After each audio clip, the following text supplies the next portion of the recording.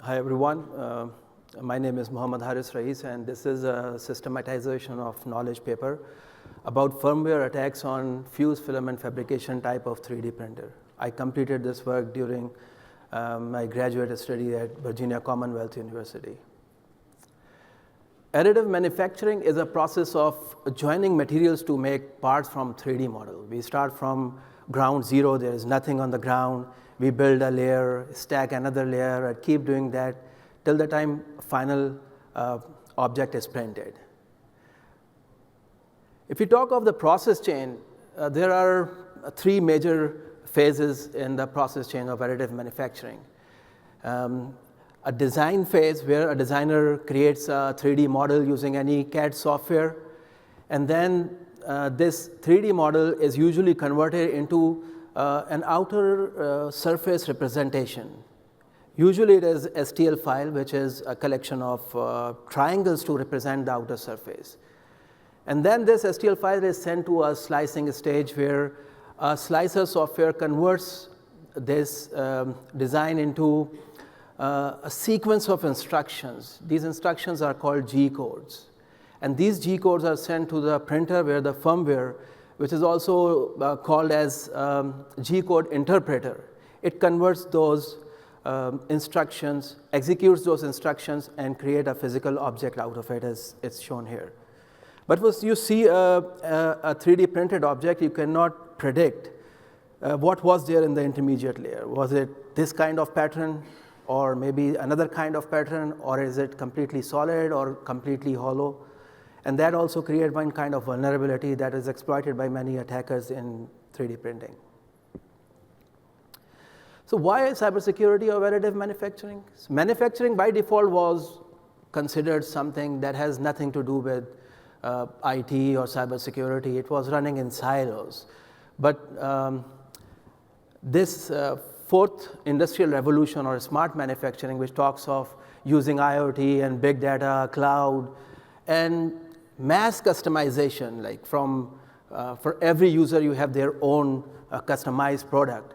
And additive manufacturing suits very well in this paradigm, where you can have your own design and produce it pretty fast. And then the use cases are increasing every day. It's no more only prototyping. Functional parts are now being produced through additive manufacturing in healthcare industry, aviation, automobile, and it's increasing every day. In this presentation, I will cover classification of firmware attack goals on 3D printing, and then we proposed a few attacks. I will discuss a few of them, and then followed by a feasibility analysis of those attacks. So if you talk of classification, this is a tree that we proposed. We start with the goal. What's the goal? Why would an attacker like to launch a malicious firmware into a printer? So the goal could be surveillance, and the surveillance could be split into, they would like to know what type of object their competitor is printing in their research cell. So it's the surveillance of the printed object, or maybe the printing process, like what type of software they are using, fingerprinting those software, or it could be the environmental, premises surveillance, because these printers are equipped with a lot of sensors, for example, cameras, thermal sensors, so they can give a lot of details about the premises as well. The next goal could be denial of service, and that one denial of service is denial of network services that we all know of as DOS, but there could be denial of printing services. And that can be achieved if you get hold of the firmware. You can do denial of printing services by doing some physical damage to the object or to the printer itself. Or maybe the instructions that you are receiving, you start doing something with them, like black holing those instructions. So it could be software interruption-based denial of service. Another goal could be breaching the integrity of the object or integrity of the printing premises. With an intention, an attacker would like to compromise the integrity of the object with a goal that this object still passes the printing stage the quality checks and go and get installed in the final assembly for which it was printed. For example, you are printing a car, racing car wheel, and that wheel, there are some imperfections that are introduced into the wheel, and the wheel still gets to the car, and at a very high speed, it fractures and cause damage to the car. So that's where the target system is compromised by virtue of compromising the integrity of the object. Or could be the premises. For example, if somebody can, printers can catch fire. I mean, there are a lot of heaters and other high electric current components available. If they can catch fire, they can damage the premises, or maybe there are some volatile organic compounds. They can compromise the integrity of the air quality in the premises. And finally, somebody may just use your printing facility to print their own objects. The attacks that we performed, we proposed 9 different kinds of attacks. Mostly we exploited the functional layer of 3D printing, so these attacks can be replicated on almost any printer, any FFF, fused filament fabrication printers with small tweaking. But we implemented those attacks on Marlin, which is an open source firmware and probably most widely used firmware for these printers. And attack algorithms are presented in the papers, and codes are also available on demand for interested researchers. The first attack that I will discuss is surveillance. So the idea is there is a competitor that is printing something in their research lab, and you want to get a knowledge of what exactly is being printed. And the challenge is their printer is off-hook, there is no network connectivity, and these small prototyping printers, they don't have any big memories or flash or anything where you can store these sequence of instructions, which could be as big as 500K or in megabytes. So what we did, we created a small command buffer and used some heuristics to identify the shell, the vertices.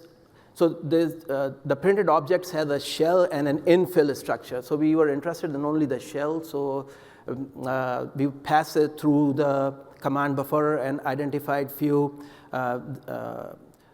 vertices of the shell and converted them into binary, approximate them, and just save them in E2 PROM and only 255 bytes. So this was a huge 500 kilobytes worth of file, saved as 255 bytes, and in the next phase, it requires just 5 seconds of insertion of SD card to authenticate and transfer that from the malicious firmware into the SD card. The next attack category is print your own grave. It's a physical denial of service by damaging the printer. And we know there are checks at the application layer, there are checks at the firmware layer, and then there are checks at the hardware layer. So if we are the malicious firmware, we don't much bother about the application checks. And we are not much bothered about the firmware checks. We can override them because we are tweaking the firmware. But what about the hardware checks? So what we did to evade those hardware checks that are placed in the printer, we created, the printer itself create a destruction tool, print a destruction tool, and use that tool to damage the printer. And again, the challenge was the destruction tool might take like 20,000 lines of instructions, but instead of using G codes, we used C code. I mean, we used our own programming code, a small 20 lines of code, to create a reasonable destruction tool that did the job. For example, in this, we just throw this printing glass sheet out of the printer as an attack that was triggered.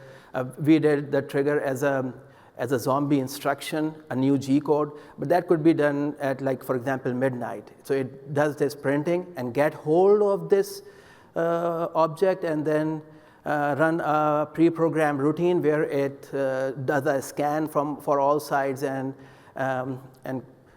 remove these clips and ultimately, finally, just throw this printing glass sheet out of the printer. Another attack that is possible through malicious firmware is incurable, where these cyber physical systems, their troubleshooting is very lengthy. Like you do tweaking in some parameters, and then you do a printing. It takes like 10, 20, 30 minutes to identify whether the effect was there or not. So what we did, that malicious firmware tried to imitate few common printing problems. For example, bridging is one thing where you have no print material at the n-1 layer, but there is material available on nth layer. So this printer can do them this kind of print with perfection, and this is called like bridging property of the printer.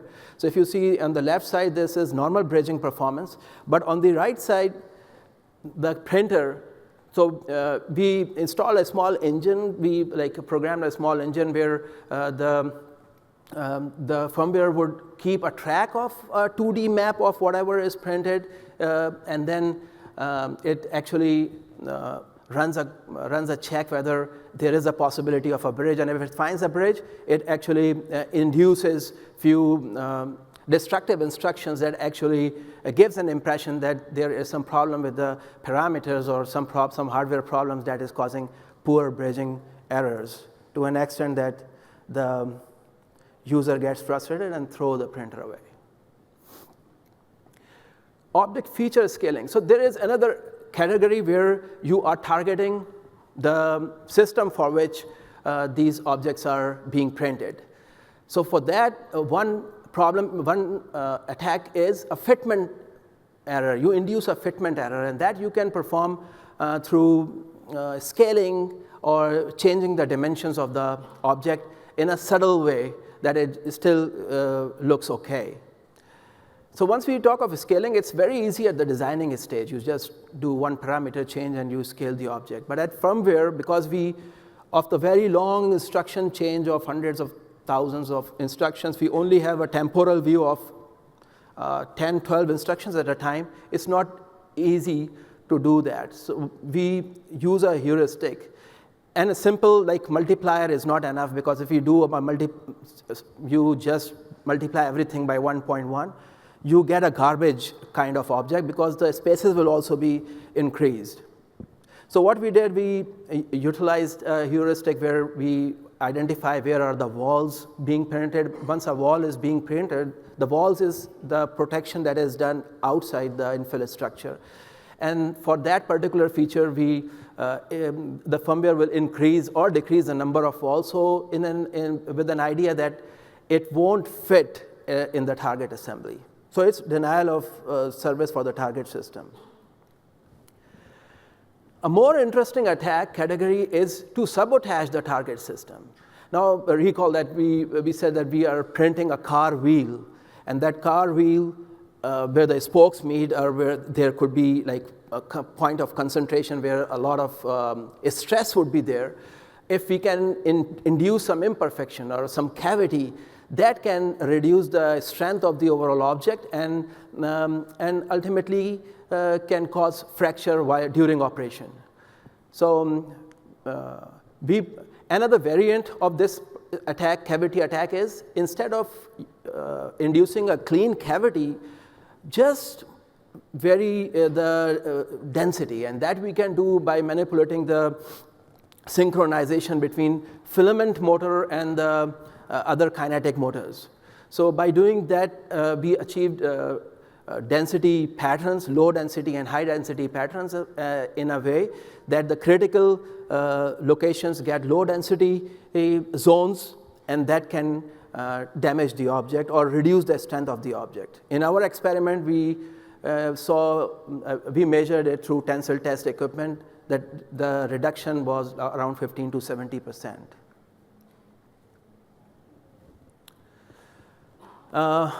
Finally, the last attack is the sabotage of the printing premises. So these printers are installed with with heating elements and with the other, I mean, they are dealing with filaments.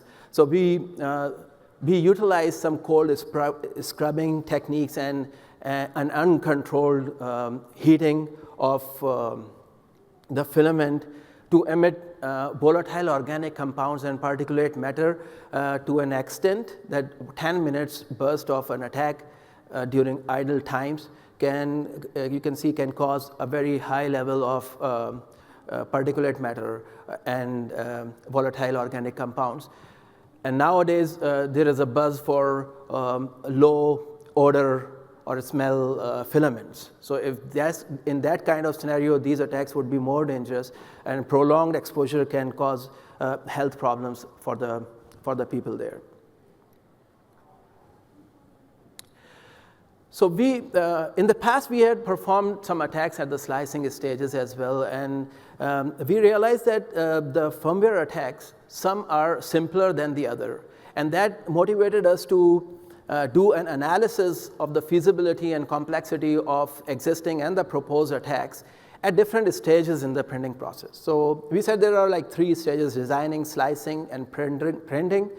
But we took 5 stages which we realized can be independently compromised. And if they are compromised, what all goals an attacker can achieve in those cases.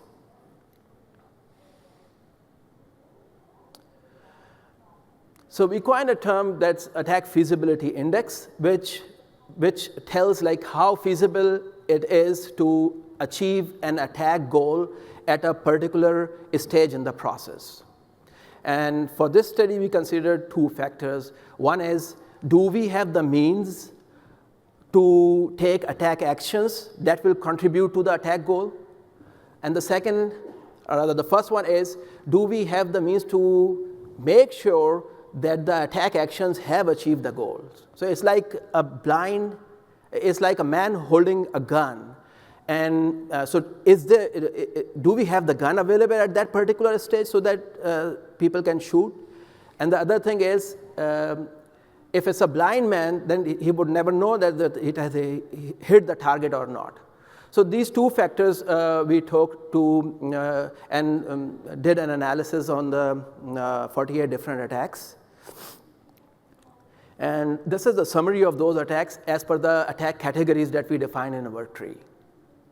So if you see here the physical damage to the printer, I mean the firmware, 3 is the firmware. Firmware is the champion in that particular case. It's easy if the goal is to damage the printer or in another case, sabotage the printing premises.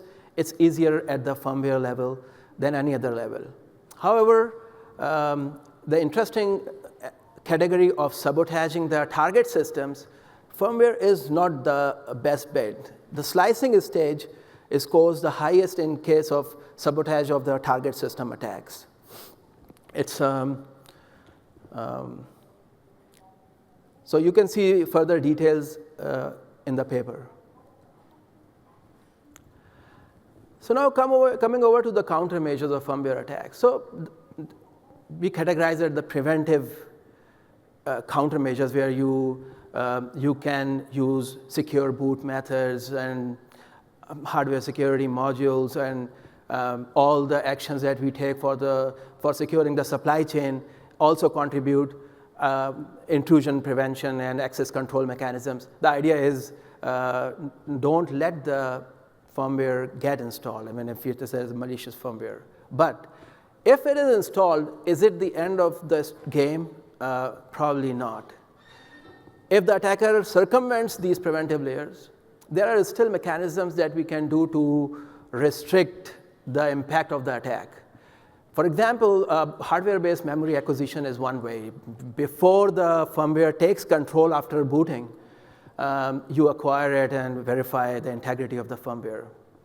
Another mechanism is to do application signature matching to find any anomalous behavior. For example, once the printer control software is sending instructions to the firmware, and firmware is doing some malicious actions as well, the timing profile would be disturbed. And that timing profile can give us a hint for some anomalous actions that are being taken by the printer. So this type of fingerprinting can be useful in detecting those attacks. Now, another way is these attacks. The printers are cyber-physical systems. So we have a digital space, but we have the physical space as well, and they are joined hand in hand. So why not to use the physical domain knowledge in the cybersecurity loop? So there are cyber-physical anomaly detection solutions that take on all the digital data and on the physical data and collaborate them together to come up with a more aware and educated verdict about the integrity of the printing process. Last is manufacturing. I mean, cybersecurity people were not involved in manufacturing, but quality assurance was involved and is involved a lot. And I have seen in quality assurance people, they also they are into the integrity of the printed object, while cybersecurity people are into the integrity of the printing process. And there is an overlap.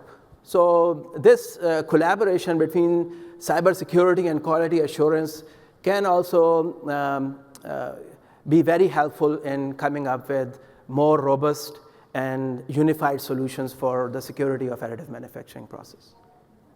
Thanks.